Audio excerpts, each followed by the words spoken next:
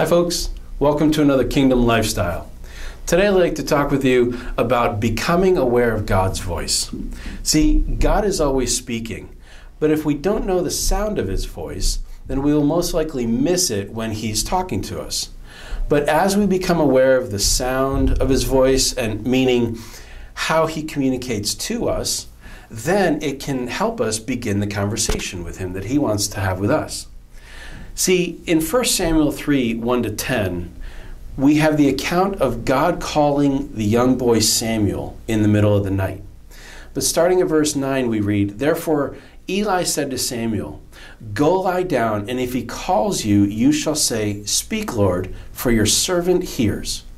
So Samuel went and lay down in his place, and the Lord came and stood, calling as at other times, 'Samuel, Samuel.'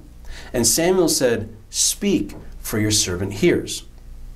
Now, none of us starts out but knowing how to hear God's voice, because it comes in many forms and in different ways, and because it's different in its nature. And so this makes it very foreign to us. But that difference in its nature is what makes God's communication beautiful, because the difference helps us become more like Him in how we communicate with others. So it has a transformative factor to it.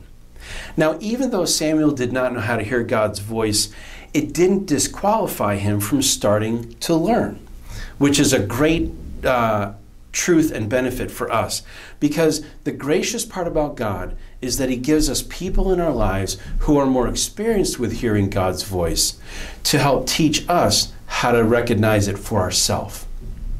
So if you do not know how to hear God's voice, or don't know whether you are hearing God, the best thing to do is to run it by somebody else that you know has a track record of hearing the voice of God for themselves, and to learn from them. They can help you learn to discern the nature and the tone of how God communicates with you.